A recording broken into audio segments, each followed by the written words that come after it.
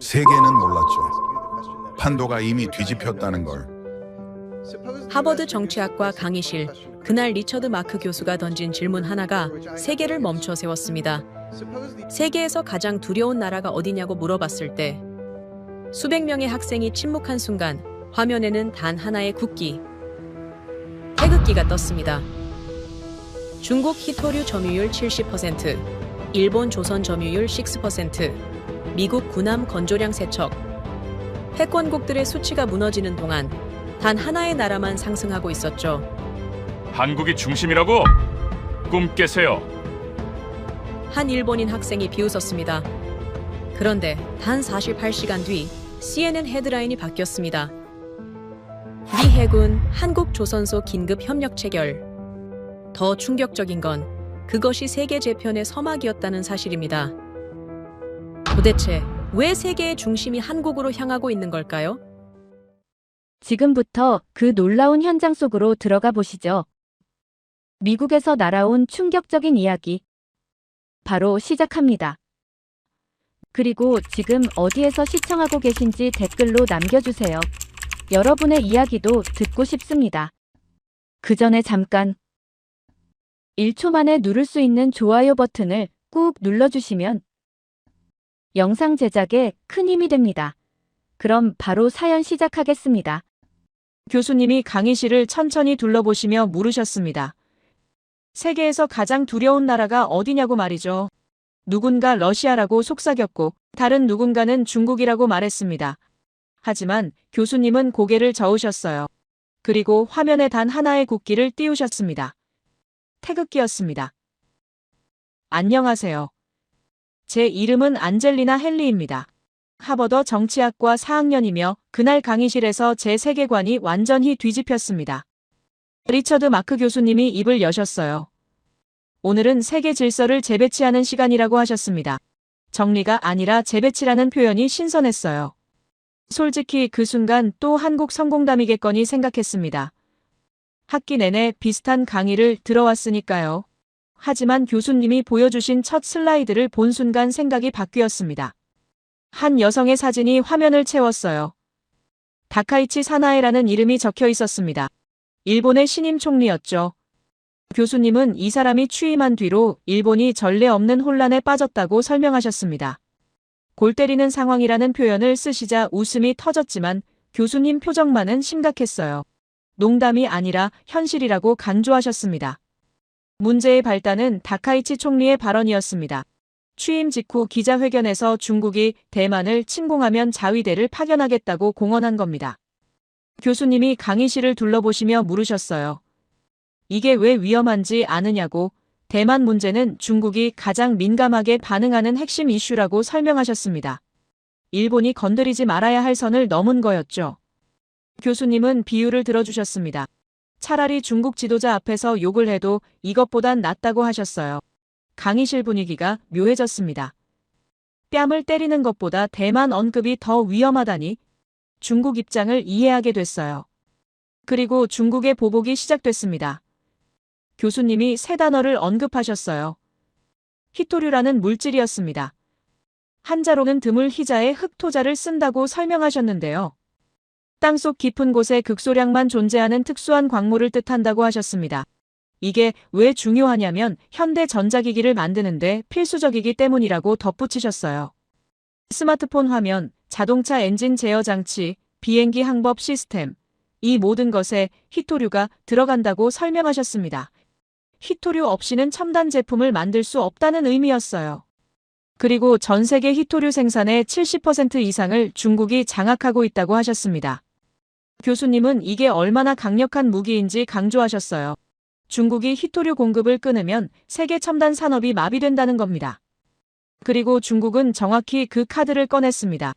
다카이치 발언 이후 일본에 대한 히토류 수출을 즉각 중단시켰어요. 화면이 바뀌며 일본 기업들의 상황이 나타났습니다.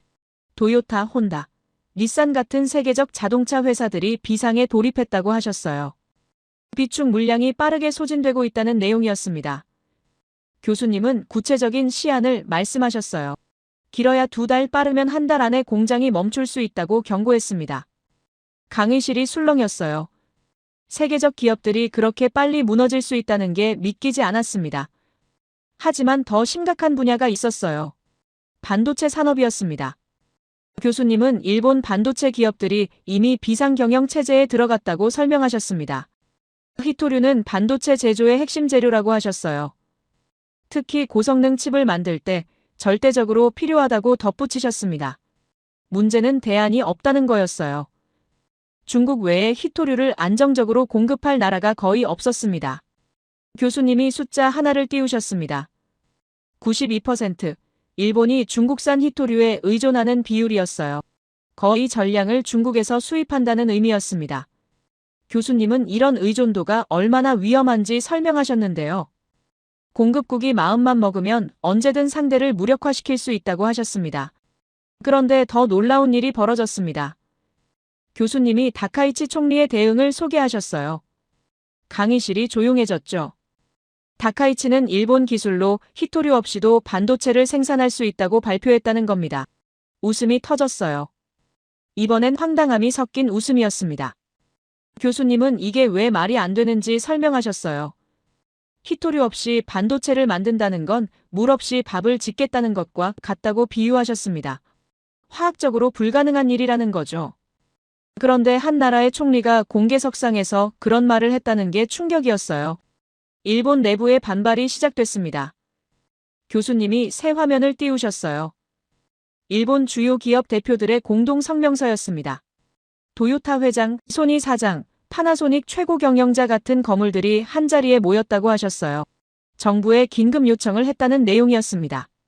성명서의 핵심은 간단했습니다. 중국과의 관계를 즉각 회복하라는 거였어요. 현 상태가 지속되면 일본 제조업 전체가 붕괴할 수 있다는 경고였습니다. 교수님은 이게 얼마나 이례적인 일인지 강조하셨어요. 재계가 정부에 이렇게 강하게 압박한 적이 거의 없었다고 하셨습니다. 하지만 진짜 충격은 언론의 반응이었습니다. 교수님이 일본 주요 신문 사설들을 보여주셨어요. 요미우리, 니혼 게이자이, 심지어 우익 성향의 산케이까지 모두 다카이치를 비판했다고 하셨습니다. 그런데 비판의 초점이 특이했어요. 중국을 자극하지 말라는 건 예상 가능한 내용이었습니다. 하지만 더 중요한 메시지가 있었어요. 한국을 건드리지 말라는 경고였습니다. 강의실이 웅성거렸어요. 일본 언론이 자국 총리에게 한국 관련 경고를 하다니 상상하기 어려운 일이었습니다. 교수님이 요미우리 신문 사설 일부를 읽어주셨습니다. 일본은 지금 중국의 자원 압박과 미국의 방위비 증액 요구를 동시에 받고 있다. 이런 상황에서 한국마저 적으로 돌리면 일본은 완전히 고립된다는 내용이었어요. 교수님은 핵심을 짚으셨습니다. 왜 일본 언론이 한국 얘기를 꺼냈느냐고 물으셨어요. 답은 명확했습니다. 일본이 한국에 의존하는 부분이 많기 때문이라고 하셨어요. 교수님이 세 가지 영역을 설명하기 시작하셨습니다. 첫째는 조선과 방산 분야였습니다. 일본은 더 이상 대형 선박을 제대로 건조하지 못한다고 하셨어요. 그래서 한국에서 핵심 부품과 소재를 수입하고 있다는 겁니다. 공개적으로 발표하지는 않지만 업계에서는 공공연한 사실이라고 덧붙이셨어요. 둘째는 디지털 생태계였습니다. 교수님이 놀라운 숫자를 보여주셨어요. 일본이 구글, 애플, 아마존 같은 미국 플랫폼에 연간 540억 달러를 지불한다고 하셨습니다. 자국 디지털 서비스가 약해서 외국 기업의 돈이 빠져나간다는 의미였어요. 반면 한국은 네이버와 카카오 같은 자체 플랫폼이 강하다고 하셨습니다. 그래서 디지털 적자가 일본의 11분의 1 수준이라고 설명하셨어요. 교수님은 이게 단순한 돈 문제가 아니라 디지털 주권의 문제라고 강조하셨습니다. 셋째는 지정학적 상황이었습니다. 교수님이 일본 주변 지도를 띄우셨어요. 북쪽에는 러시아가 있지만 영토 분쟁으로 관계가 좋지 않다고 하셨습니다. 서쪽에는 중국이 있지만 센카쿠 열도 문제로 매일 충돌한다고 하셨어요. 남쪽에는 대만이 있지만 일본이 지켜줘야 할 대상이지 기댈 상대가 아니라고 설명하셨습니다. 결론은 간단했습니다. 일본이 실질적으로 협력할 수 있는 이웃은 한국밖에 없다는 거였어요. 교수님은 그래서 일본 언론이 총리에게 한국을 건드리지 말라고 경고하는 거라고 정리하셨습니다. 마지막 슬라이드가 떴습니다. 교수님의 결론이었어요. 일본이 한국 눈치를 보는 건 감정적 이유 때문이 아니라고 하셨습니다. 우정도 아니고 과거사 반성도 아니라고 덧붙이셨어요. 순전히 생존을 위한 선택이라고 설명하셨습니다. 다카이치가 아무리 강경 노선을 걸어도 산업계와 언론이 제동을 거는 이유가 바로 여기 있다고 하셨어요. 한국과의 관계가 틀어지면 일본 경제가 버티기 어렵다는 현실적 판단이라고 강조하셨습니다. 교수님이 천천히 연단 아래로 내려오셨습니다. 이게 바로 세계 질서 재배치의 시작점이라고 말씀하셨어요. 힘으로 억누르던 시대는 끝났다고, 이제는 없어서는 안 될 능력을 가진 나라가 중심이 되는 시대라고 하셨습니다. 그리고 한국이 바로 그런 나라 중 하나라고 덧붙이셨죠. 솔직히 믿기지 않았습니다. 일본이 한국 눈치를 본다니. 교수님이 보여주신 자료들이 아무리 정확해도 실감이 나지 않았어요. 하지만 다음 슬라이드를 보는 순간 현실을 인정할 수밖에 없었습니다. 화면에 도쿄 야경이 떴습니다. 네온사인이 화려하게 빛나는 긴자거리였어요. 교수님이 천천히 말씀하셨습니다. 이 불빛 아래서 지금 비명이 들린다고 곡소리라는 표현을 쓰시자 강의실 분위기가 무거워졌어요. 교수님은 일본 경제의 상징부터 꺼내셨습니다. 도요타라는 이름을 언급하셨어요. 세계 최대 자동차 회사 중 하나죠. 그런데 이 회사가 지금 생산 중단 위기에 몰렸다고 하셨습니다. 히토류 재고가 급속도로 줄어들고 있다는 내용이었어요. 숫자가 화면에 나타났습니다. 60일 도요타가 보유한 히토류로 버틸 수 있는 날짜였어요. 교수님은 이게 최대치라고 강조하셨습니다. 만약 중국이 계속 수출을 막으면 2달 안에 공장이 멈춘다는 의미였죠. 혼다는 더 심각했습니다. 45일분밖에 남지 않았다고 하셨어요. 닛산은 50일, 일본 자동차 산업 전체가 석 달을 못 버틸 상황이라고 설명하셨습니다. 강의실이 술렁였어요. 세계적 기업들이 그렇게 취약하다는 게 충격이었습니다. 교수님이 왜 자동차에 히토류가 필수인지 설명하셨어요.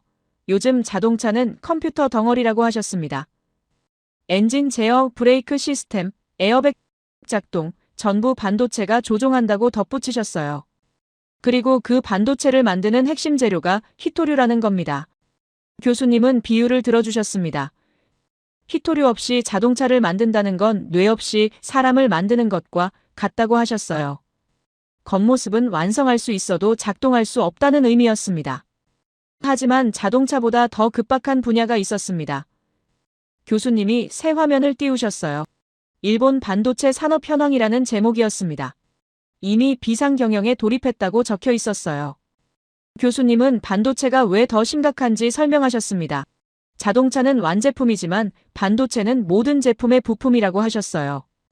스마트폰, 컴퓨터, 가전제품, 의료기기, 전부 반도체가 들어간다고 덧붙이셨습니다.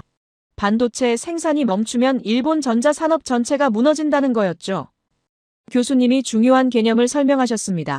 첨단 산업이라는 용어였어요. 과거에는 석탄, 철강, 조선이 국가 경쟁력의 핵심이었다고 하셨습니다. 하지만 지금은 반도체, 인공지능, 로봇, 바이오 같은 최첨단 기술이 핵심이라고 설명하셨어요. 그리고 일본의 첨단 산업이 히토류에 의존하는 비율을 보여주셨습니다. 92%라는 숫자가 떴어요. 거의 전부를 중국에서 들여온다는 의미였습니다. 교수님은 이게 얼마나 위험한지 일상적인 예로 설명하셨어요. 한 식당이 모든 식재료를 단 한 곳에서만 받는다고 상상해보라고 하셨습니다. 그 공급처가 문을 닫으면 식당도 즉시 영업을 멈춰야 한다고 덧붙이셨어요. 지금 일본이 정확히 그 상황이라는 겁니다. 화면이 바뀌며 긴급 성명서가 나타났습니다. 일본 주요 기업 최고 경영자들이 공동으로 발표한 문서였어요. 도요타 회장, 소니 사장, 파나소닉 대표 이름이 나란히 적혀 있었습니다. 교수님이 핵심 문장을 읽어주셨습니다. 정부는 즉각 중국과의 대화를 재개하라. 현 상황이 지속되면 일본 제조업은 회복 불가능한 타격을 입을 것이다. 성명서 톤이 강경했어요. 요청이 아니라 요구에 가까웠습니다. 교수님은 이게 얼마나 이례적인 일인지 강조하셨어요. 일본 재계는 전통적으로 정부에 순응적이라고 하셨습니다. 공개적으로 압박하는 경우가 거의 없다고 덧붙이셨어요. 그런데 지금은 생존이 걸린 문제라 침묵할 수 없었다는 겁니다.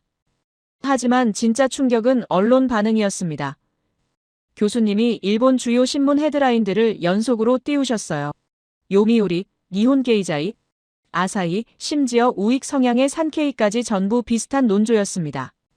다카이치 총리의 외교 실책을 비판하는 건 예상 가능했습니다. 하지만 더 주목할 내용이 있었어요. 한국과의 관계를 해치지 말라는 경고였습니다. 교수님이 요미우리 사설 전문을 보여주셨어요. 일본은 현재 이중 압박을 받고 있다. 중국의 자원 봉쇄와 미국의 방위비 증액 요구가 동시에 진행 중이다. 이런 상황에서 한국마저 적으로 만들면 일본 외교는 파산한다.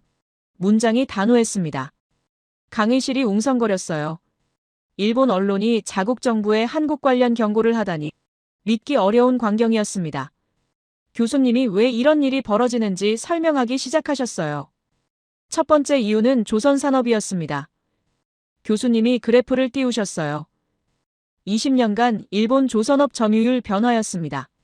2000년에는 35%였다가 지금은 6%로 추락했다고 나와 있었어요. 같은 기간 한국은 28%에서 47%로 상승했다고 하셨습니다. 완전한 역전이었죠. 교수님은 왜 이런 일이 벌어졌는지 설명하셨어요. 일본은 효율성을 추구하며 조선소를 줄였다고 하셨습니다. 인건비가 비싸고 수익이 적으니 구조조정을 단행했다는 거예요. 반면 한국은 계속 투자했다고 덧붙이셨습니다. 기술 개발에 집중하고 규모를 키웠다는 겁니다. 결과는 명확했습니다. 지금 일본은 대형 선박을 제대로 건조하지 못한다고 하셨어요. 그래서 한국에서 핵심 부품을 수입하고 있다는 겁니다. 공식 통계에는 나오지 않지만 업계에서는 공공연한 비밀이라고 설명하셨어요. 교수님이 구체적인 품목을 나열하셨습니다. 특수 강판, 정밀 배관, 전자 제어 시스템, 디스플레이 패널, 전부 한국산이라고 하셨어요. 일본 조선소가 한국 부품 없이는 배 한 척 완성할 수 없는 상황이라고 강조하셨습니다. 더 놀라운 사실이 있었습니다. 교수님이 방위산업 이야기를 꺼내셨어요. 일본이 추진하던 차세대 전투기 개발 사업이 좌초위기라고 하셨습니다. 예산은 계속 늘어나는데 기술 진척은 더디다는 내용이었어요. 그래서 일본 방위성 내부에서 대안을 검토 중이라고 하셨습니다. 한국의 전투기 기술을 일부 도입하는 방안이라고 덧붙이셨어요.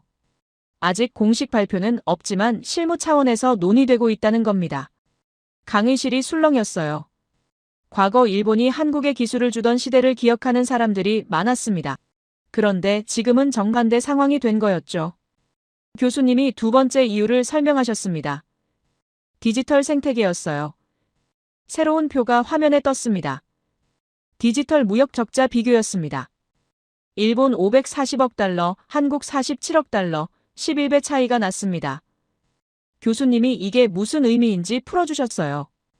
디지털 무역 적자란 외국 디지털 서비스에 지불하는 비용이라고 설명하셨습니다. 검색 엔진, 동영상 플랫폼, 메신저, 전자상거래, 이런 서비스를 외국 기업에 의존하면 돈이 계속 빠져나간다는 거예요. 구체적인 점유율을 보여주셨습니다. 일본에서 구글이 검색 시장의 75%를 장악하고 있다고 하셨어요. 애플 아이폰 점유율은 65%, 아마존 전자상거래 점유율은 28%라고 덧붙이셨습니다. 반면 한국 상황을 보여주셨어요. 네이버가 58%, 카카오톡이 94%, 쿠팡이 24%를 차지한다고 하셨습니다. 자국 플랫폼이 시장을 지키고 있다는 의미였어요.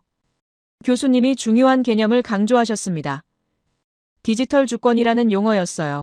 주권은 나라가 스스로 결정할 권리를 뜻한다고 설명하셨습니다.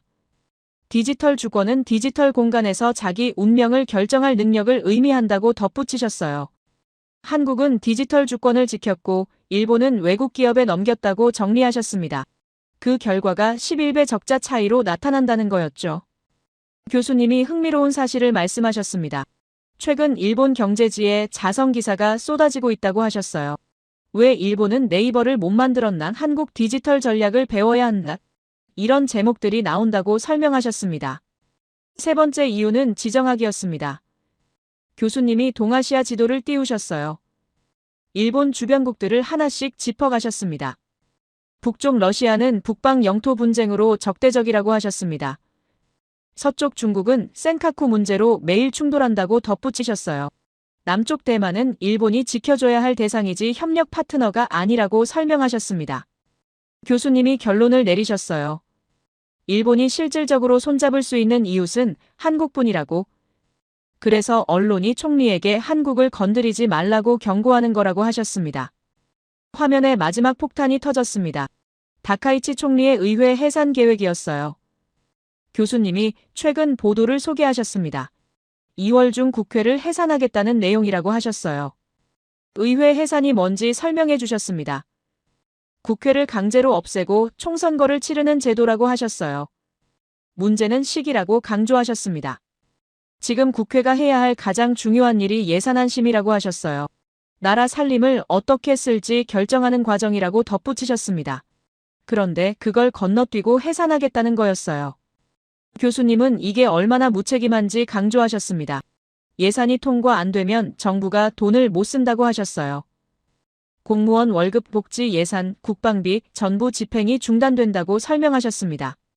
왜 이런 무리수를 두느냐고 물으셨어요. 교수님 스스로 답하셨습니다. 다카이치가 자기 지지 세력을 결집시키려는 정치적 계산이라고 하지만 이미 계획이 언론에 노출돼서 실행은 어려울 거라고 덧붙이셨어요. 교수님이 트럼프 이야기를 꺼내셨습니다. 혹시 미국이 일본을 도와줄 거냐고 물으셨어요. 강의실이 조용했죠. 교수님이 고개를 저으셨습니다. 트럼프는 이미 원하는 걸 다 받았다고 하셨어요. 5,500억 달러 투자 약속을 말씀하셨습니다. 다카이치가 서명한 계약이라고 덧붙이셨어요. 일본 납세자들이 향후 수십 년간 갚아야 할 천문학적 금액이라고 설명하셨습니다. 트럼프는 이미 목표를 달성했으니 다카이치에게 관심이 없다고 정리하셨어요. 게다가 지금 일본 위기는 외부 공격 때문이 아니라고 강조하셨습니다. 다카이치 본인이 실언해서 벌어진 자충수라고 하셨어요. 교수님이 최종 정리를 하셨습니다. 일본이 한국 눈치를 보는 이유는 감정이 아니라고 하셨어요. 우정도 아니고 반성도 아니라고 덧붙이셨습니다. 순전히 생존 본능이라고 강조하셨어요. 히토류는 중국이 막았고 트럼프는 무관심하고 산업은 한국 부품에 의존하고 디지털은 미국에 잠식당하고 주변국은 전부 적대적이고 이런 상황에서 한국마저 등 돌리면 일본은 끝이라고 설명하셨습니다. 교수님이 마지막 질문을 던지셨어요. 그런데 여러분, 이게 일본만의 문제일까요? 강의실 전체가 숨을 죽였습니다. 천천히 말씀하셨어요. 아니라고, 미국도 중국도 유럽도 지금 비슷한 딜레마에 빠져 있다고 하셨습니다. 그리고 모두 같은 해답을 찾고 있다고 덧붙이셨어요. 그 해답이 바로 한국이라고 강조하셨습니다. 가슴이 두근거렸습니다. 다음 이야기가 궁금해졌어요. 미국도 한국을 찾는다고요. 세계 최강국 미국이 도대체 무슨 일이 벌어지고 있는 걸까요? 교수님이 새로운 화면을 띄우셨습니다. 이번에는 미국 국기가 나타났어요. 성조기를 보는 순간 조건반사처럼 떠오르는 단어들이 있었습니다. 최강, 1위, 패권, 우리는 그렇게 배워왔으니까요. 하지만 리처드 마크 교수님은 오늘 그 공식을 다시 검토해야 한다고 말씀하셨습니다. 교수님이 질문을 던지셨어요. 미국이 가장 경계하는 국가는 어디냐고 물으셨습니다. 여러 대답이 나왔지만 중국이라는 답에 고개를 끄덕이셨어요. 맞다고 하셨습니다. 하지만 왜 중국을 경계하는지 구체적으로 아느냐고 재차 물으셨습니다.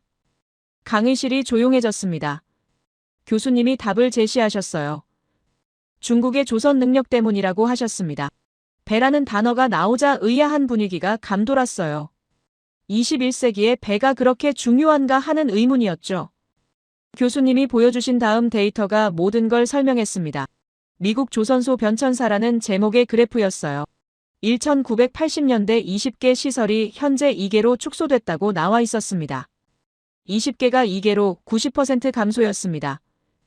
교수님은 이게 단순한 산업 구조 조정이 아니라고 강조하셨어요. 국가 안보의 근간이 무너졌다는 의미라고 설명하셨습니다. 고용 인력도 함께 보여주셨는데요. 18만 명에서 2만 7천 명으로 줄었다고 하셨습니다. 교수님이 핵심 질문을 제기하셨습니다. 조선소 감소가 왜 안보 위협이냐고 물으셨어요. 학생 한 명이 군함 생산 차질이라고 답했습니다. 교수님이 정확히 그거라고 확인하셨어요. 미국 해양 전략의 기본 전제를 설명하셨습니다.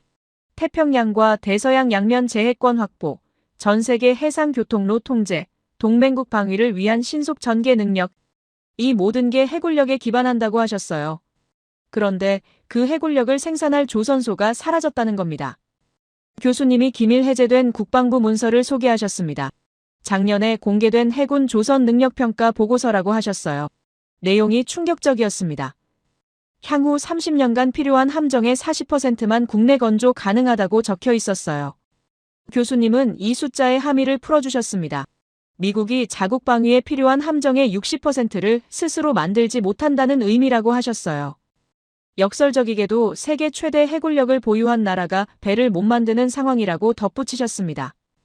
비교 데이터가 화면을 채웠습니다. 연간 군함 건조량이었어요. 중국 23척, 미국 3척, 거의 8대1 격차였습니다. 교수님은 이게 단순한 양적 차이가 아니라고 강조하셨어요. 전략적 균형이 무너지고 있다는 증거라고 설명하셨습니다. 그리고 격차는 계속 벌어진다고 하셨어요. 중국은 매년 생산량을 늘리는데 미국은 현 수준 유지도 버겁다고 덧붙이셨습니다. 조선소 인프라도 없고 숙련 인력도 부족하다는 겁니다. 교수님이 새로운 자료를 소개하셨습니다. CNN 서울 특파원 스미스가 보낸 현장 리포트라고 하셨어요. 교수님의 오랜 동료이자 아시아 전문 기자라고 덧붙이셨습니다. 첫 화면은 항공 촬영 사진이었습니다. 거대한 조선소 전경이 펼쳐졌어요. 교수님이 설명하셨습니다. 한국 HD-현대 조선소라고 과거 현대중공업으로 알려진 세계 최대급 시설이라고 하셨어요. 스미스의 메모가 함께 표시됐습니다. 동시 건조 중인 대형 선박 3척, 각각 LNG, 운반선, 컨테이너선, 유조선이라고 적혀 있었어요. 교수님은 여기서 중요한 포인트를 짚으셨습니다. 미국이 1년에 군함 3척 건조로 버거워하는 동안 한국은 780척을 생산한다고 하셨어요. 260배 차이라는 숫자에 강의실이 술렁였습니다. 교수님이 왜 이런 차이가 생기는지 학문적으로 분석하셨어요. 한국의 산업 구조가 아직도 전시 동원 체제를 전제로 설계돼 있다고 하셨습니다. 70년 넘게 지속된 휴전 상태가 산업 정책에 반영된 결과라고 설명하셨어요. 구체적으로 한국은 평시에도 최대 가동률을 유지하고 유사시 24시간 내 전시 생산으로 전환 가능한 시스템을 갖췄다고 하셨습니다. 반면 교수님은 이걸 평화의 역설이라고 표현하셨습니다. 평화가 길어지면 전쟁 대비 능력이 퇴화한다는 거였어요. 반면 긴장이 지속되면 대비 태세가 유지된다고 덧붙이셨습니다. 스미스의 두 번째 자료가 공개됐습니다. 함정 건조 기간 국제 비교표였어요. 동급 군함 기준으로 미국 8년, 중국 4년 반, 한국 3년 반이라고 나와 있었습니다. 교수님이 이 데이터의 의미를 해석하셨어요. 한국은 미국보다 2배 이상 빠르게 함정을 건조할 수 있다고 하셨습니다. 그리고 속도뿐 아니라 품질도 세계 최고 수준이라고 강조하셨어요. 사례 연구로 미국 항공모함 제럴드 포드함을 제시하셨습니다. 계획 공기 5년이었으나 실제로는 11년이 소요됐다고 하셨어요. 반면 한국의 세종대왕급 이지스함은 3년 2개월 만에 예정보다 빨리 완공됐다고 비교하셨습니다. 교수님이 중요한 질문을 던지셨어요. 이런 상황에서 미국이 한국에 무엇을 요청하고 있는지 아느냐고 물으셨습니다. 강의실이 숨죽였습니다.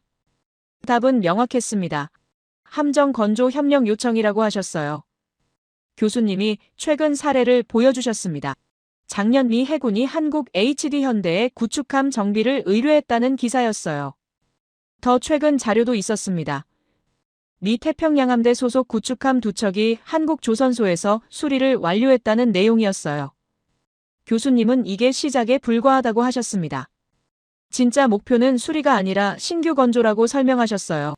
미 의회에서 한국 조선소 활용 방안이 논의 중이라고 하셨습니다. 공식 발표 전 단계이지만 실무 검토는 거의 완료됐다고 덧붙이셨어요. 교수님이 상황을 정리하셨습니다.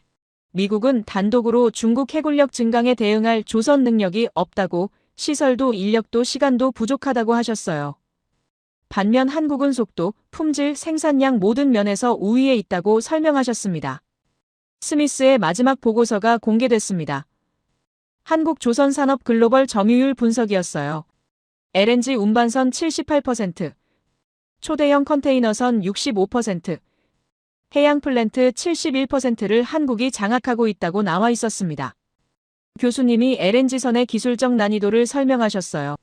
영하 163도 초저온 액화가스를 안전하게 운반하는 초정밀 기술이 필요하다고 하셨습니다. 이 기술을 완벽하게 구현할 수 있는 국가가 사실상 한국뿐이라고 강조하셨어요. 교수님이 강의실을 천천히 둘러보시며 철학적 질문을 던지셨습니다. 미국이 한국에 도움을 요청하는 게 굴욕인가요? 아니라고 답하셨어요. 오히려 현실을 정확히 인식하는 전략적 사고라고 평가하셨습니다. 하지만 진짜 문제는 따로 있다고 하셨어요. 한국이 미국의 요청을 수용할 거라고 미국이 확신할 수 있느냐는 거였습니다. 교수님은 이게 바로 21세기 권력 구조의 핵심이라고 설명하셨어요.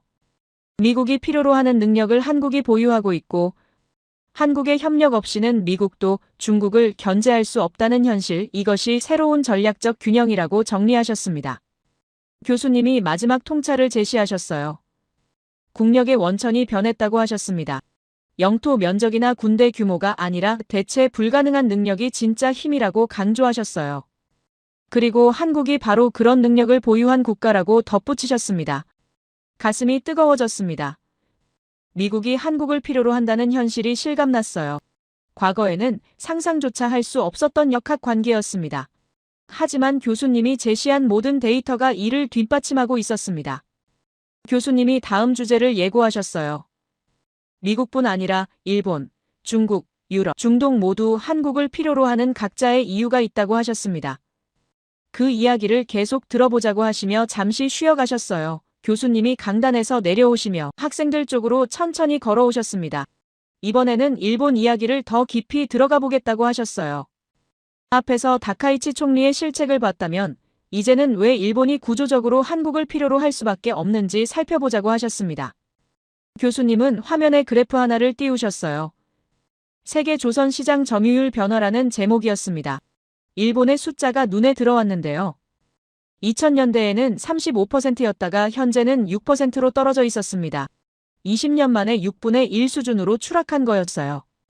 교수님은 이게 얼마나 극적인 변화인지 설명하셨습니다. 2000년대 초반만 해도 일본은 한국과 비슷한 수준이었다고 하셨어요. 오히려 일본이 조금 더 앞서 있었다고 덧붙이셨습니다. 그런데 20년이 지난 지금 한국은 47%로 세계 1위가 됐고 일본은 6%로 추락했다는 거죠. 교수님은 왜 이런 일이 벌어졌는지 설명하셨어요. 일본이 비용 절감을 위해 조선소를 축소하고 인력을 줄였다고 하셨습니다. 반면 한국은 계속 투자하고 기술을 발전시켰다고 덧붙이셨어요. 그 결과 지금은 대형 선박 건조 능력에서 일본이 한국을 따라잡을 수 없는 상황이 됐다고 설명하셨습니다. 그때 한 학생이 손을 들었습니다. 뒷좌석에 앉아있던 동양인 학생이었어요. 교수님이 발언권을 주셨죠. 그 학생이 일어나며 자기소개를 했습니다. 나카타라고 하며 도쿄대학교에서 교환학생으로 온 학생이라고 했어요. 목소리는 정중했지만 뭔가 할 말이 있다는 느낌이었습니다. 나카타는 교수님께 질문을 드리고 싶다고 했어요. 일본 조선 산업이 축소된 건 사실이지만 그건 일본이 더 고부가 가치 산업으로 이동했기 때문 아니냐고 물었습니다. 조선업 같은 중공업은 이제 개발도상국이 하는 일이고 일본은 반도체 소재나 정밀 기계 같은 더 높은 단계로 올라갔다는 주장이었어요. 강의실이 조용해졌습니다. 꽤 그럴싸한 반론이었거든요. 나카타는 자료까지 준비해왔다며 노트북을 꺼냈어요. 일본이 세계 시장을 장악하고 있는 품목들을 나열했습니다. 반도체 제조 장비의 40%, 정밀 베어링의 55%, 탄소 섬유의 60%를 일본이 생산한다고 설명했어요. 교수님은 고개를 끄덕이시며 들으셨습니다. 나카타의 발표가 끝나자 교수님이 천천히 말씀하셨어요. 좋은 지적이라고, 실제로 일본이 그런 분야에서 강점을 가지고 있는 건 사실이라고 인정하셨습니다. 하지만 한 가지 빠진 게 있다고 하셨어요. 교수님은 새로운 화면을 띄우셨습니다. 디지털 무역 적자 비교표였어요. 일본은 540억 달러, 한국은 47억 달러라고 나와 있었습니다. 교수님은 이 숫자가 무엇을 의미하는지 설명하셨는데요. 일본이 한국보다 11배나 많은 돈을 디지털 서비스 수입에 쓰고 있다는 뜻이라고 하셨습니다. 교수님은 구체적인 사례를 들어주셨어요. 일본은 검색 시장의 75%를 구글이 장악하고 있고 스마트폰 시장의 65%를 애플이 차지한다고 하셨습니다. 반면 한국은 네이버가 58%, 카카오톡이 94%를 차지하며 자국 플랫폼이 강하다고 설명하셨어요. 나카타가 다시 손을 들었습니다. 하지만 일본의 제조업 경쟁력은 여전히 세계 최고 수준 아니냐고 물었어요. 도요타나 소니 같은 브랜드는 전 세계에서 인정받고 있다고 덧붙였습니다. 목소리에 약간 떨림이 있었지만 끝까지 주장을 이어갔어요. 교수님은 의자에 앉으시며 천천히 대답하셨습니다. 그래서 그 기업들이 지금 한국 부품을 사고 있다고 말씀하셨어요. 조용하고 평범한 말투였지만 강의실이 숨을 죽였습니다. 교수님은 스미스가 보낸 자료를 띄우셨어요. 도쿄 특파원이 작성한 보고서라고 소개하셨습니다. 스미스의 보고서에는 흥미로운 내용이 담겨 있었어요. 일본 조선소들이 한국산 철강, 배관, 전자부품을 대량으로 수입하고 있다는 내용이었습니다. 공식적으로는 발표하지 않지만 업계에서는 공공연한 비밀이라고 적혀 있었어요. 일본 배를 만드는데 한국 부품이 들어간다는 의미였죠. 교수님은 더 구체적인 사례를 보여주셨습니다. 일본이 개발 중이던 차기 전투기 사업이 난항을 겪고 있다는 내용이었어요. 비용이 너무 많이 들고 기술적 난관도 많아서 진행이 어렵다고 하셨습니다. 그래서 일본 방위성 내부에서 한국의 전투기 기술을 도입하자는 의견이 나왔다고 설명하셨어요. 나카타의 얼굴이 굳어지는 게 보였습니다. 교수님은 계속 이어가셨어요. 이게 부끄러운 일이 아니라고 오히려 현실을 인정하는 게 중요하다고 말씀하셨습니다. 하지만 문제는 일본이 이걸 공개적으로 인정하지 않는다는 거라고 덧붙이셨어요. 교수님은 스미스가 인터뷰한 도쿄의 경제 전문가 의견을 소개하셨습니다. 그 전문가는 일본이 지금 이중 포위 상태라고 분석했다고 해요. 중국은 자원과 공급망으로 압박하고 미국은 방위비와 무역으로 압박한다는 내용이었습니다. 그리고 이 상황에서 한국마저 등을 돌리면 일본은 완전히 고립된다는 경고였어요. 교수님은 일본 주변 지도를 띄우셨습니다. 북쪽의 러시아는 북방 영토 문제로 적대적이고 서쪽의 중국은 센카쿠 열도로 매일 충돌하고 남쪽의 대만은 일본이 보호해야 할 대상이라고 설명하셨어요. 그래서 일본이 실질적으로 기댈 수 있는 이웃은 한국밖에 없다는 결론이었습니다. 나카타가 다시 손을 들려다가 내렸습니다. 표정이 복잡해 보였어요. 교수님은 그런 나카타를 보시며 부드럽게 말씀하셨습니다. 이건 일본을 비난하려는 게 아니라고 현실을 직시하자는 거라고 하셨어요. 모든 나라는 강점과 약점이 있고 서로 협력하는 게 당연하다고 덧붙이셨습니다. 하지만 교수님은 중요한 포인트를 짚으셨어요. 협력은 대등한 관계에서 이루어져야 한다고 하셨습니다. 과거처럼 일본이 한국을 무시하거나 우습게 보는 태도로는 안 된다고 설명하셨어요. 이제는 한국이 일본에게 필요한 게 훨씬 많아졌다고 강조하셨습니다. 교수님은 스미스의 마지막 보고서를 공개하셨어요. 최근 도쿄에서 10년 넘게 살아온 스미스의 소감이었습니다. 일본이 한국을 대하는 태도가 최근 몇 년 사이에 완전히 바뀌었다는 내용이었어요. 예전에는 한국은 우리가 키워줬다는 우월감이 있었는데 지금은 한국 없으면 우리가 힘들다는 위기감으로 바뀌었다고 적혀 있었습니다. 나카타가 자리에서 몸을 움직이는 게 보였어요. 불편해하는 게 느껴졌습니다. 하지만 교수님은 감정적으로 몰아붙이지 않으셨어요. 오히려 차분하게 역사를 돌아보자고 하셨습니다. 교수님은 한국과 일본의 관계사를 간단히 정리하셨어요. 일제강점기 35년, 한국전쟁 이후 경제 재건, 일본의 기술 지원과 차관, 한국의 빠른 성장, 그리고 지금의 역전까지 이 모든 과정이 70년 남짓한 시간 안에 벌어진 일이라고 설명하셨습니다. 교수님은 여기서 중요한 질문을 던지셨어요.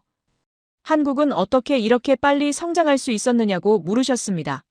강의실이 조용해졌죠. 교수님이 답을 주셨어요. 포기하지 않았기 때문이라고, 어려울 때도 끝까지 해냈기 때문이라고 하셨습니다. 교수님은 구체적인 사례를 들어주셨어요.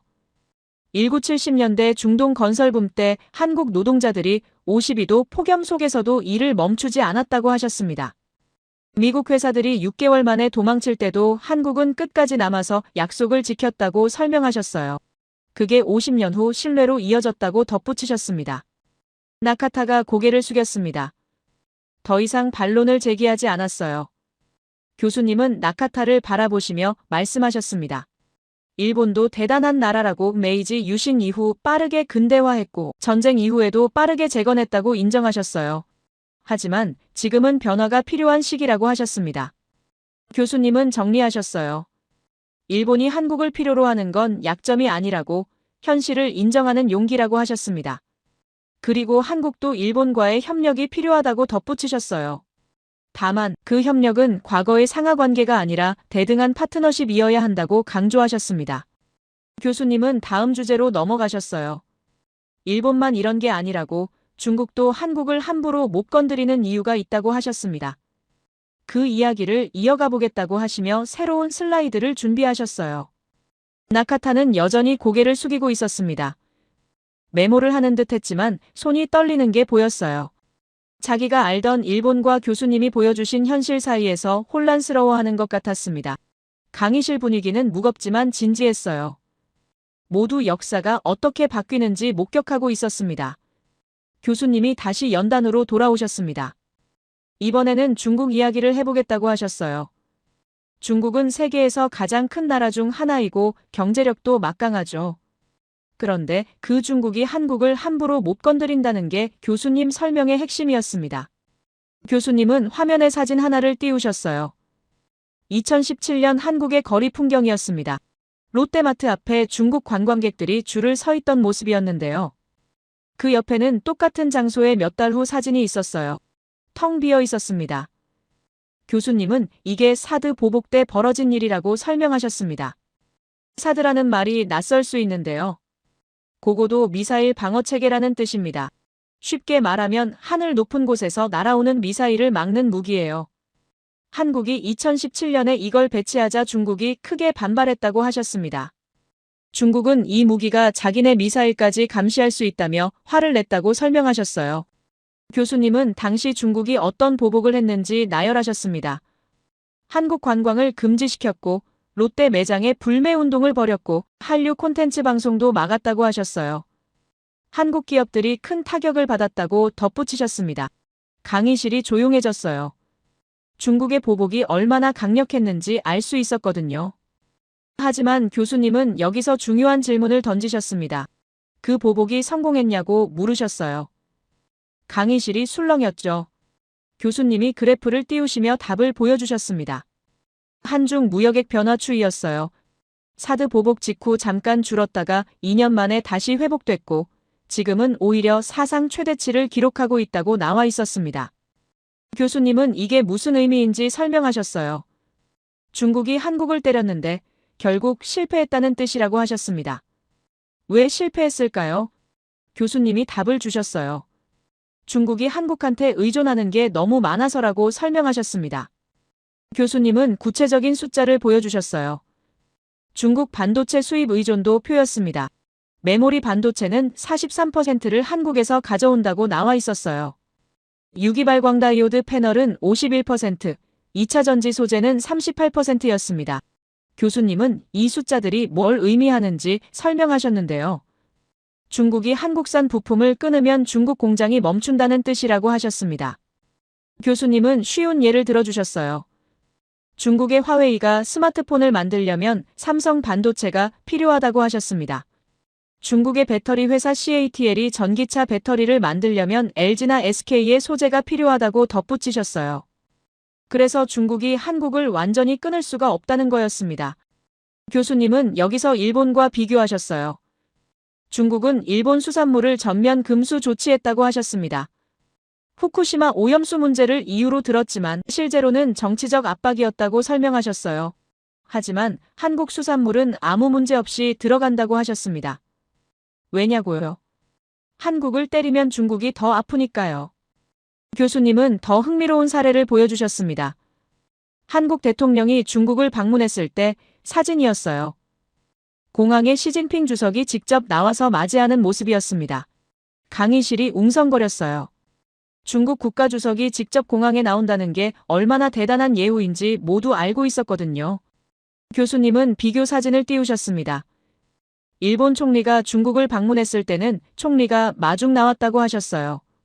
주석이 아니라 총리였습니다. 교수님은 이게 외교에서 얼마나 큰 차이인지 강조하셨는데요. 중국이 한국을 얼마나 중요하게 보는지 보여주는 장면이라고 설명하셨습니다. 교수님은 왜 중국이 이렇게까지 하는지 설명하셨어요. 첫째는 기술 의존이고 둘째는 대만 변수라고 하셨습니다. 대만 이야기가 나오자 강의실이 더 집중했어요. 교수님은 중국에게 대만 통일이 얼마나 중요한 국가 목표인지 설명하셨습니다. 교수님은 지도를 띄우시며 설명하셨어요. 대만 유사시 한국의 태도가 중국에게 엄청난 변수라고 하셨습니다.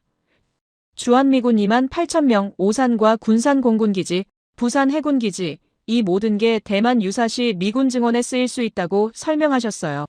그래서 중국은 한국이 중립을 지켜주기를 바란다고 덧붙이셨습니다. 교수님은 여기서 중요한 포인트를 짚으셨습니다. 한국의 선택이 대만 상황을 좌우할 수 있다는 거였어요. 한국이 적극 개입하면 중국 부담이 폭증하고 한국이 중립을 유지하면 중국은 전략적 여지가 생긴다고 설명하셨습니다. 그래서 중국이 한국을 밀어내지 않고 오히려 끌어당기려 한다는 거죠. 교수님은 정리하셨어요. 중국은 일본은 때려도 한국은 못 때린다고 기술 의존, 대만 변수 이 두 가지가 중국을 묶어둔다고 하셨습니다. 강의실이 조용했어요. 중국이라는 거대한 나라가 한국을 건드리지 못한다는 사실이 놀라웠거든요. 교수님은 화면을 바꾸시며 더 깊은 이야기를 시작하셨습니다. 여러분 혹시 왜 한국이 이렇게 됐는지 생각해 본 적 있냐고 물으셨어요. 강의실이 조용해졌습니다. 교수님이 천천히 말씀하셨어요. 한국 사람들의 마음속에는 특별한 정신이 있다고 하셨습니다. 교수님은 설명하셨어요.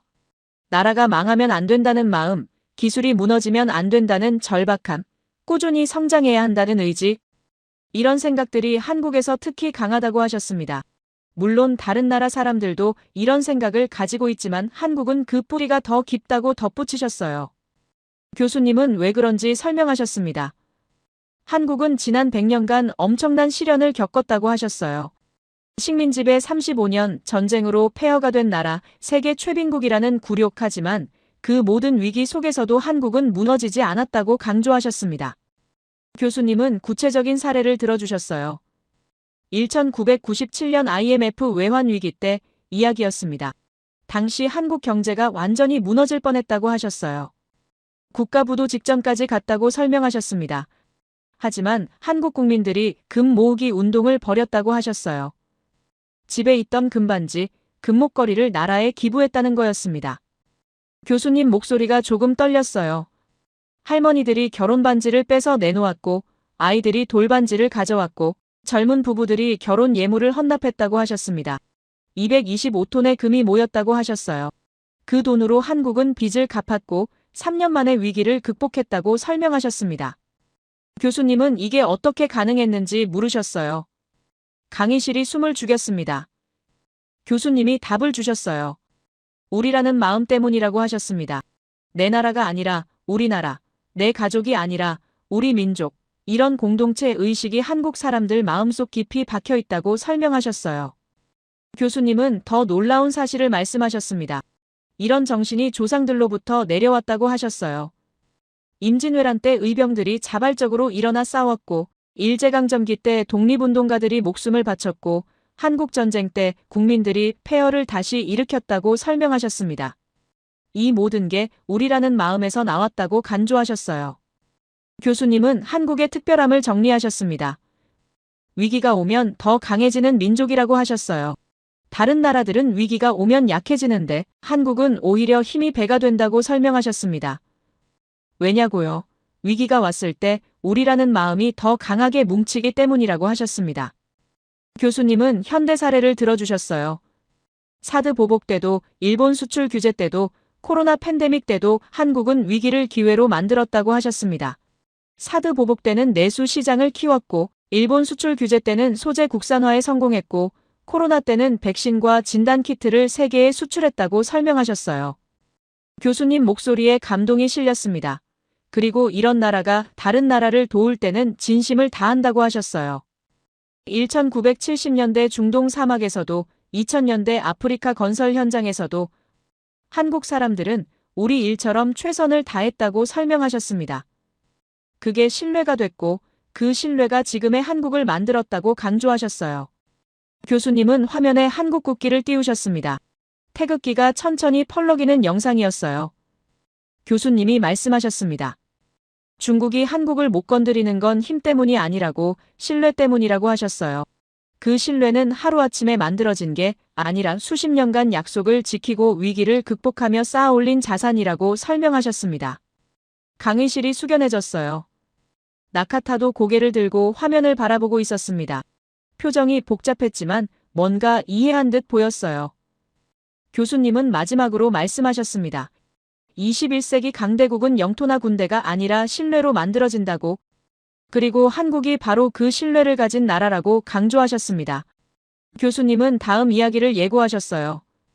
유럽도 한국을 찾고 있다고, 나토 국가들이 한국한테 무기를 사려고 줄을 서고 있다고 하셨습니다.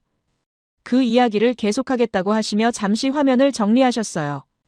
가슴이 뜨거워졌습니다.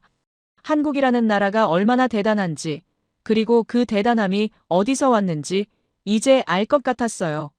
조상들이 물려준 정신 위기를 기회로 만드는 힘, 우리라는 마음, 이 모든 게 지금의 한국을 만들었다는 걸 깨달았습니다. 교수님이 연단을 천천히 오가시며 말씀하셨습니다. 이제 유럽 이야기를 해보겠다고 하셨어요. 유럽은 오랜 역사와 문화를 가진 대륙이고 경제도 발전했지만 지금 심각한 문제에 직면해 있다고 설명하셨습니다. 교수님은 화면에 단어 하나를 띄우셨어요. 나토라는 글자였습니다. 나토가 뭔지 아는 사람 있냐고 물으셨는데요. 몇몇 학생이 손을 들었지만 교수님은 모두를 위해 설명하기로 하셨어요. 나토는 북대서양조약기구라는 뜻이라고 하셨습니다. 쉽게 말하면 유럽과 북미 국가들이 모여서 만든 군사동맹이라고 설명하셨어요. 한 나라가 공격받으면 모든 회원국이 함께 싸운다는 약속을 한 조직이라고 덧붙이셨습니다. 현재 32개 국가가 가입해 있고 미국, 영국, 독일, 프랑스 같은 강대국들이 포함돼 있다고 하셨어요. 교수님은 냉전시대 이야기를 꺼내셨습니다. 나토는 원래 소련과 맞서기 위해 만들어졌다고 하셨어요.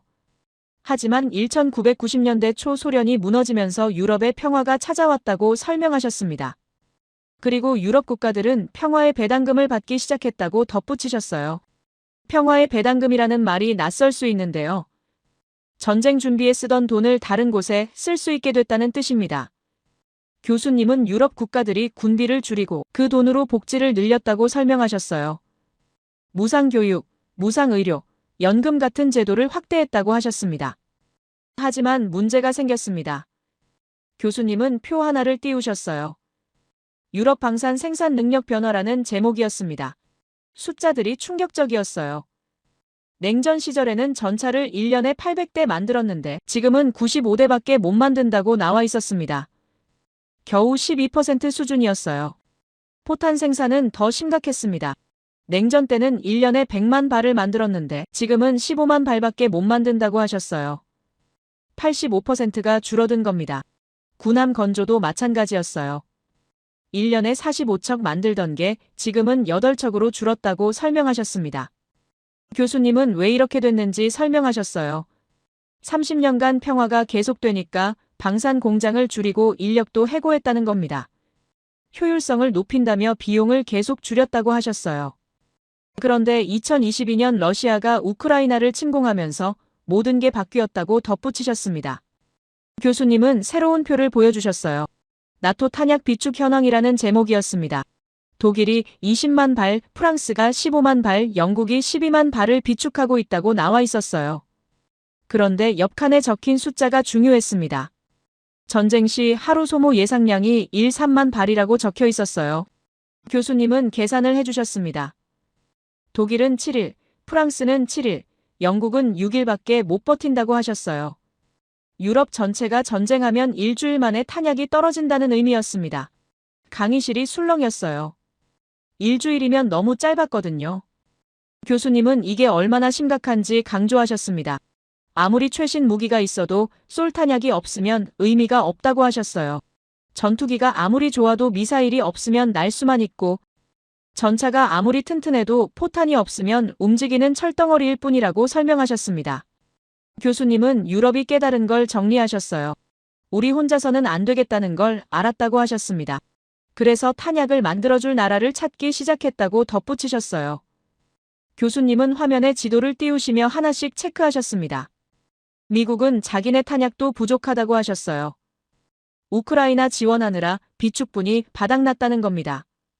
일본은 방산 수출이 법적으로 제한돼 있고 최근에 풀렸지만 생산 능력이 부족하다고 설명하셨어요.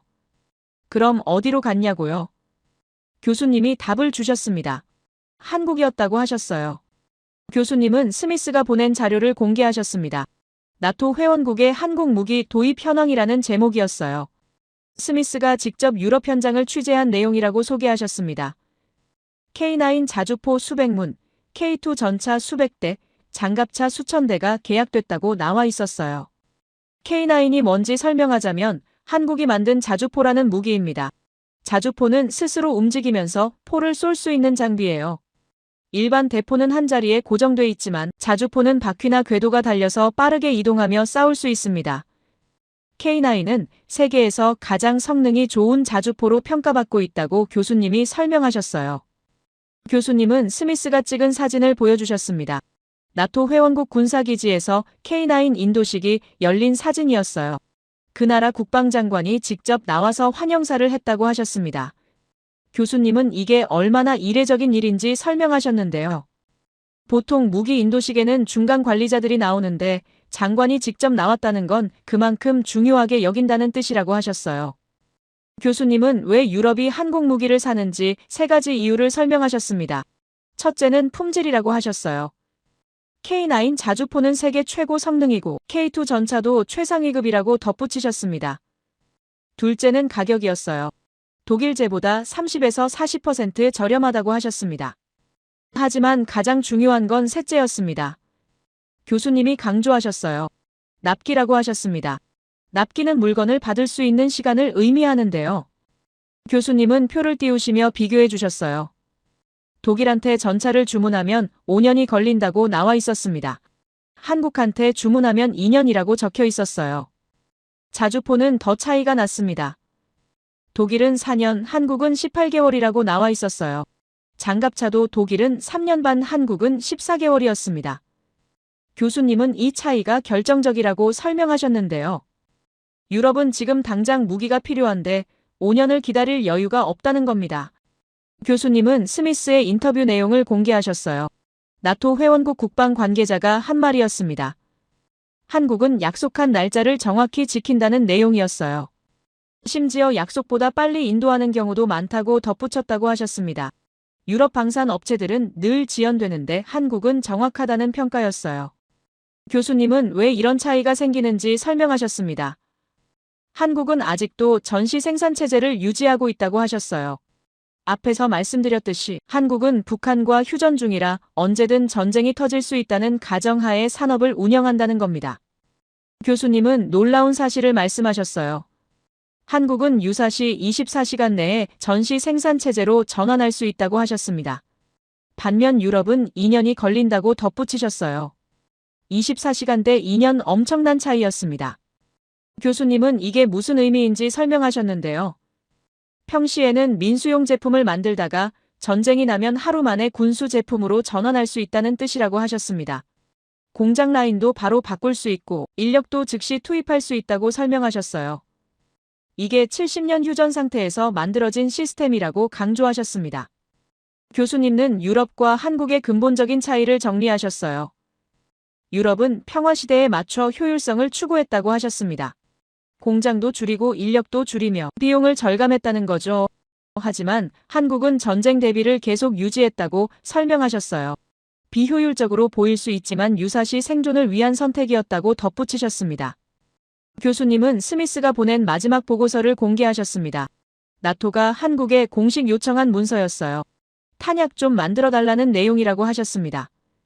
교수님은 이게 사실상 SOS라고 표현하셨어요. 세계 최대 군사동맹이 한국한테 도움을 요청한 거라고 강조하셨습니다. 교수님은 천천히 강의실을 둘러보시며 말씀하셨어요. 유럽이 30년간 평화에 취해 있었다고 방산 능력을 포기했다고 하셨습니다. 그런데 전쟁이 터지니까 깨달았다는 겁니다. 우리 혼자서는 안 된다는 걸 그래서 유럽도 한국을 찾고 있다는 거였어요. 교수님은 정리하셨습니다. 미국도, 일본도, 중국도, 유럽도 전부 한국이 필요하다고. 왜냐고요? 한국은 전쟁을 잊지 않았기 때문이라고 하셨습니다. 70년 넘게 휴전 상태에서 긴장을 늦추지 않았고 그 긴장이 지금은 경쟁력이 됐다고 설명하셨어요. 가슴이 뛰었습니다. 한국이 전쟁 준비를 계속한 게 약점이 아니라 강점이 됐다니. 다른 나라들이 평화를 즐길 때 한국은 대비하고 있었고 그 대비가 지금은 전 세계가 필요로 하는 능력이 된 거였어요. 교수님은 다음 이야기를 예고하셨습니다. 중동도 한국을 찾고 있다고 50년 전 사막에서 시작된 신뢰가 지금까지 이어지고 있다고 하셨어요. 그 이야기를 계속하겠다고 하시며 화면을 정리하셨습니다. 강의실 분위기가 고조됐어요. 모두 다음 이야기가 궁금해졌습니다.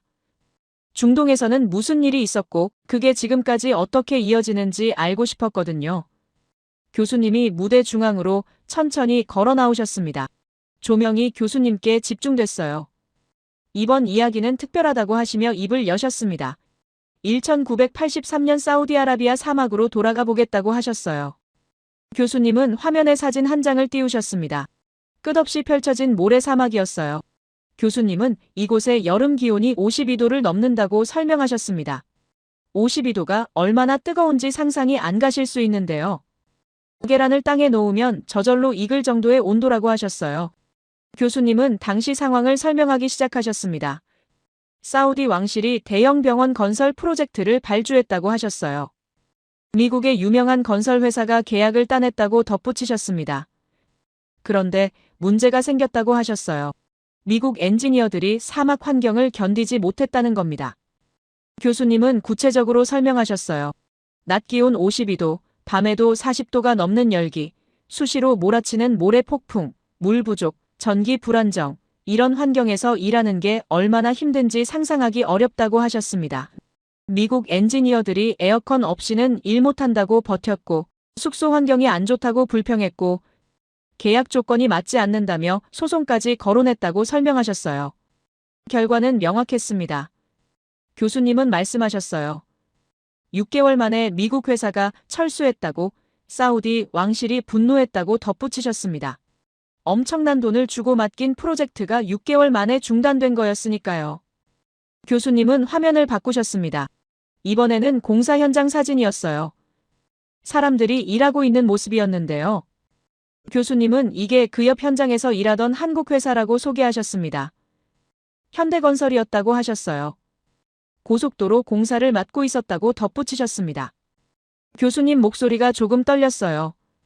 그때 한국 노동자들이 어떻게 일했는지 아느냐고 물으셨습니다. 강의실이 조용해졌죠. 교수님이 천천히 말씀하셨어요. 52도 폭염 속에서 텐트에서 자면서 일했다고, 밥도 현장에서 해먹으며 일했다고 하셨습니다. 교수님은 더 구체적으로 설명하셨어요. 한국 노동자들은 새벽 4시에 일어나서 해 뜨기 전에 공사를 시작했다고 하셨습니다. 낮에는 너무 더워서 쉬고, 해가 지면 다시 일을 시작해서 밤늦게까지 일했다고 덧붙이셨어요. 이렇게 6개월, 1년, 2년을 버텼다고 설명하셨습니다. 교수님은 가장 놀라운 사실을 말씀하셨어요. 한국 회사는 계약 기간 안에 공사를 끝냈다고 하셨습니다. 미국 회사가 6개월 만에 도망칠 때 한국은 끝까지 남아서 약속을 지켰다는 거였어요. 사우디 왕실이 감동했다고 덧붙이셨습니다. 교수님은 그 후 이야기를 이어가셨어요. 사우디는 그 뒤로 한국 회사만 불렀다고 하셨습니다. 한국 사람들은 끝까지 한다. 도망치지 않는다. 이게 사우디에서 한국의 평판이 됐다고 설명하셨어요. 그리고 이 평판이 50년간 이어져 왔다고 강조하셨습니다. 교수님은 숫자를 보여주셨습니다. 1973년부터 2024년까지 한국 기업이 중동에서 수주한 프로젝트가 4,800개, 총 계약액이 2,880억 달러라고 나와 있었어요. 52년간 쌓아 올린 실적이었습니다. 교수님은 여기서 중요한 프로젝트를 소개하셨어요. 아랍에미리트 바라카 원전이라고 하셨습니다. 바라카 원전이 뭔지 설명하자면 원자력으로 전기를 만드는 발전소예요. 원자력은 우라늄이라는 물질을 쪼개서 나오는 엄청난 에너지로 전기를 만드는 기술인데요. 한번 연료를 넣으면 오랫동안 전기를 만들 수 있어서 효율적이지만 기술이 매우 어렵고 위험하기도 합니다. 교수님은 2009년에 아랍에미리트가 원전 사업자를 공모했다고 설명하셨어요. 미국, 프랑스, 한국이 경쟁했다고 하셨습니다. 세 나라 모두 원전 기술을 가진 선진국들이었죠. 결과는 어땠을까요? 교수님이 표를 띄우셨습니다. 프랑스는 360억 달러의 9년 공기를 제시했고 미국은 380억 달러의 10년을 제시했다고 나와 있었어요. 한국은 200억 달러의 7년이라고 적혀 있었습니다. 교수님은 한국이 미국보다 180억 달러 싸게 3년 빨리 짓겠다고 제안했다고 설명하셨어요.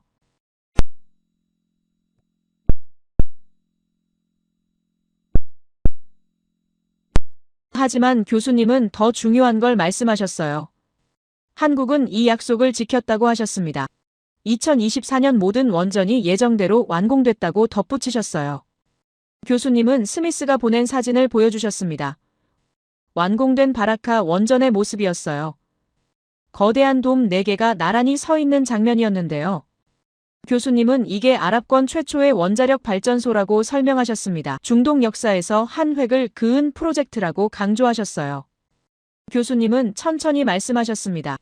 1983년 사막에서 시작된 신뢰가 2024년 원전 수출로 이어졌다고. 40년 전 텐트에서 자며 일하던 한국 노동자들의 땀이 지금의 신뢰를 만들었다고 하셨어요. 교수님 목소리가 떨렸습니다. 강의실이 숙연해졌어요. 60대 이상 어르신들 중에는 실제로 중동에 다녀오신 분들도 계실 거예요. 젊은 시절 가족을 위해, 나라를 위해 먼 사막으로 떠나셨던 분들, 그분들의 땀과 눈물이 지금의 한국을 만들었다는 걸 모두 느끼고 있었습니다. 교수님은 정리하셨어요.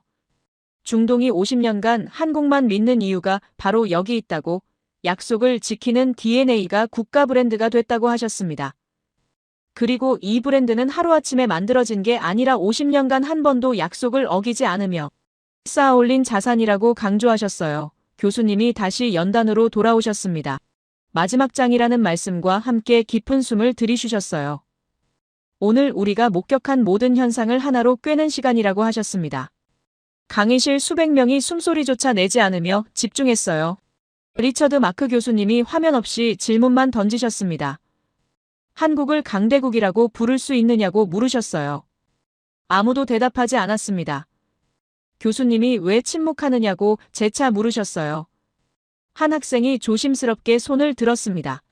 전통적 정의에는 부합하지 않는 것 같다고 답했어요. 교수님이 고개를 끄덕이시며 칠판에 직접 글씨를 쓰기 시작하셨습니다. 영토, 인구, 군사력, 경제 규모, 4가지 단어가 나타났어요. 19세기부터 20세기까지 강대국을 판단하던 기준이라고 설명하셨습니다. 숫자들이 칠판에 적혔습니다. 한국 영토는 러시아의 170분의 1밖에 안 된다고 쓰셨어요. 인구는 중국의 38분의 1, 군사력은 미국에 미치지 못하고 이 기준대로라면 한국은 중견국 정도라고 정리하셨어요. 하지만 교수님은 분필을 내려놓으시며 근본적인 질문을 제기하셨습니다. 과연 이 기준이 타당한가요? 영토가 넓다고 강한 나라인가요? 러시아는 세계 최대 영토를 보유했지만 경제 규모는 한국보다 작다고 지적하셨어요. 인구는 어떤가요? 인도는 14억 명을 넘어섰지만 국제 질서를 주도하지 못한다고 하셨습니다. 교수님은 우리가 잘못된 지표로 세상을 재고 있는 건 아닌지 반문하셨어요. 교수님이 새로운 문장을 칠판에 크게 썼습니다. 21세기 강대국은 그 존재 없이는 세계가 작동할 수 없는 나라다 밑줄까지 그으시며 이게 새로운 정의라고 선언하셨어요. 대체 불가능성이야말로 진정한 권력의 원천이라고 강조하셨습니다. 교수님이 사례를 제시하셨어요. 대만을 예로 들었습니다. 면적 3만 6천 제곱킬로미터의 인구 2,300만, 전통 기준으로는 명백한 소국이라고 하셨어요. 하지만 대만 반도체 생산이 중단되면 전 세계 첨단 산업의 60%가 마비된다고 설명하셨습니다. 교수님은 역설을 지적하셨어요. 대만은 영토로는 소국이지만 기능으로는 초강대국이라고 하셨습니다. 크기가 아니라 역할이 국력을 결정하는 시대가 왔다고 덧붙이셨어요. 그렇다면 한국은 어떠냐고 교수님이 물으셨습니다. 칠판을 지우시고 새로운 숫자들을 쓰기 시작하셨어요. LNG 운반선 78%, 메모리 반도체 60%, 디스플레이 81%, 2차 전지 35%, 모두 한국의 세계 시장 점유율이라고 설명하셨습니다. 교수님이 이 수치들의 의미를 풀어주셨어요. 한국 없이는 천연가스 운송이 불가능하고, 한국 없이는 스마트폰 생산이 멈추고, 한국 없이는 디스플레이 제조가 중단된다고 하셨습니다. 한국이 멈추면 세계가 멈춘다는 의미라고 강조하셨어요. 더 중요한 질문을 던지셨습니다. 한국을 대체하는데 얼마나 걸릴까요? 교수님이 답하셨어요. 조선 분야는 최소 5년 이상, 메모리 반도체는 3년 이상, 디스플레이는 4년 이상 소요된다고 하셨습니다. 사실상 대체 불가능하다는 결론이었어요. 교수님이 비교 사례를 제시하셨습니다. 유럽이 러시아 석유를 대체하는데 2년이 걸렸다고 하셨어요. 반면 한국 조선소를 대체하는 건 10년을 투자해도 성공을 장담할 수 없다고 덧붙이셨습니다. 러시아보다 한국이 더 대체 불가능하다는 역설이라고 정리하셨어요. 교수님이 오늘 하루를 복귀하기 시작하셨습니다. 미국은 함정 건조 능력 부족으로 한국을 필요로 한다고 하셨어요. 일본은 지정학적 고립을 피하기 위해 한국을 필요로 한다고 덧붙이셨습니다. 중국은 반도체 공급과 대만 변수 때문에 한국을 건드리지 못한다고 설명하셨어요. 유럽은 방산 생산 능력 상실로 한국 무기를 구매하고, 중동은 50년간 쌓아온 신뢰로 한국 기업만 부른다고 정리하셨습니다. 각각 다른 이유지만 결론은 하나라고 강조하셨어요. 모두 한국이 필요하다는 거였습니다. 교수님이 칠판에 마지막 문장을 썼습니다. 강대국의 정의는 시대와 함께 진화한다. 천천히 한 글자씩 읽으시며 설명하셨어요. 19세기 기준으로 21세기를 재단하는 건 시대착오라고 하셨습니다.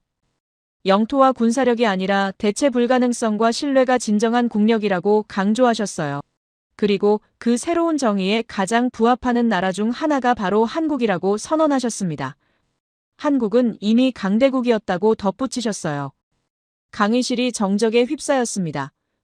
수백 명이 각자의 방식으로 오늘의 깨달음을 소화하고 있었어요.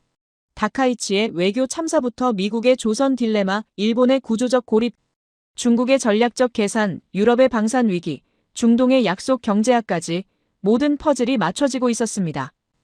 교수님이 최종 통찰을 제시하셨어요. 여러분이 오늘 목격한 건 단순한 한국의 성공담이 아니라고 하셨습니다. 세계 질서 자체가 재편되는 과정이라고 설명하셨어요. 한국을 축으로 국제관계가 다시 그려지고 있다고 강조하셨습니다.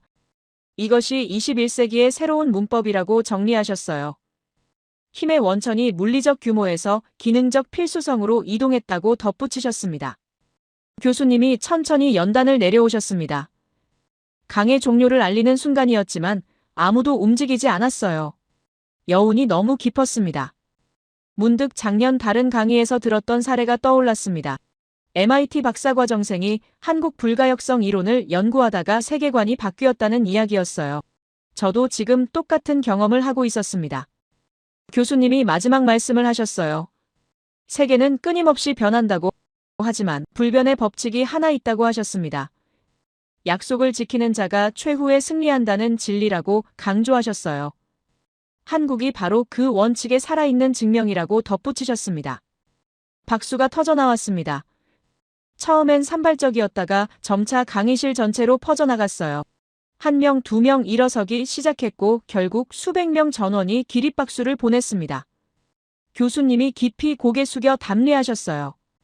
강의실을 나서며 생각했습니다. 오늘 배운 내용을 어떻게 소화해야 할까? 한국을 어떤 시각으로 바라봐야 할까? 미국의 앞으로 나아갈 방향은 무엇일까? 하나는 분명해졌습니다. 한국을 더 이상 주변국으로 취급할 수 없다는 거였어요. 한국은 변방이 아니라 중심축이었습니다. 세계 질서를 떠받치는 핵심 기둥 중 하나였어요.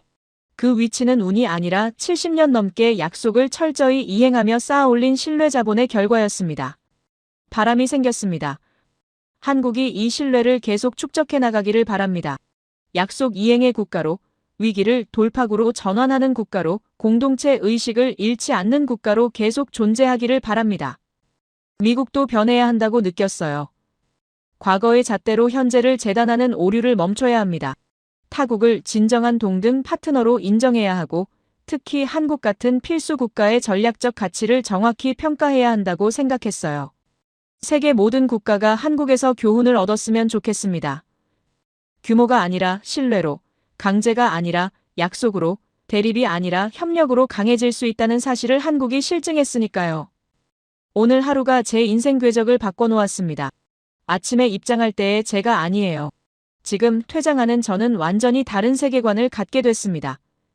국제관계를 보는 렌즈가 교체됐고 한국을 이해하는 차원이 달라졌습니다. 이 강의를 듣는 모든 분께 전하고 싶습니다. 한국인이라면 자부심을 가져도 됩니다. 여러분, 부모 세대가 중동 사막에서 흘린 땀방울이, 공장 야간 교대로 쌓은 노력이, 외환위기 때 헌납한 금부치가 모두 오늘의 한국을 건설했습니다. 그 한국이 지금 세계 중심에 우뚝 서 있습니다. 이건 우연의 산물이 아니라 필연의 귀결입니다. 70년 넘게 단 한 번도 약속을 저버리지 않고 매번 위기를 성장, 동력으로 승화시키고 개인주의가 아닌 공동체주의로 난관을 돌파한 결과입니다. 한국이 이 항로를 계속 유지하기를 바랍니다. 미국이 진정한 상호주의를 체화하기를 바랍니다. 그리고 전 세계가 새로운 질서 속에서 공동 번영을 이루기를 바랍니다. 제 이야기를 끝까지 들어주셔서 감사합니다. 모두 안녕히 계세요. 오늘의 사연 어떻게 들으셨나요? 처음엔 솔직히 조금 과장된 이야기처럼 들렸을지도 모르겠습니다. 작은 나라가 세계의 중심이 됐다는 말이 쉽게 믿기지 않으니까요. 하지만 이야기를 따라가다 보니 하나씩 맞아떨어지는 장면들이 있었죠. 강대국들이 흔들릴 때 묵묵히 자기 자리를 지켜온 나라. 위기가 올 때마다 피하지 않고 정면으로 마주했던 선택들. 이 사연이 특별한 이유는 누군가가 대단해서라기보다는 오랜 시간 쌓여온 태도와 약속, 그리고 책임감이 결국 어떤 결과를 만들어내는지를 보여줬기 때문인 것 같습니다. 눈에 보이는 크기나 숫자보다 보이지 않는 신뢰가 더 큰 힘이 될 수도 있다는 생각도 들고요. 그렇다고 이 이야기가 자랑으로만 끝나야 할지는 잘 모르겠습니다. 지금의 위치가 끝이 아니라 또 다른 선택의 시작일 수도 있으니까요. 앞으로도 같은 길을 갈 수 있을지 아니면 전혀 다른 길로 접어들지 그건 아직 아무도 단정할 수... 이 이야기를 들으며 여러분은 어떤 생각이 드셨나요? 여러분의 생각을 아래 댓글에 남겨주세요. 그리고 감동적인 사연을 주변 사람들과 공유하고 함께 이야기 나눠보세요. 마지막으로 1초밖에 걸리지 않는 구독과 좋아요, 알림 설정은 영상 제작에 큰 힘이 됩니다. 지금까지 감동을 담아 여러분께 진심을 전하는 감동담기였습니다. 오늘 하루도 행복한 하루 보내세요.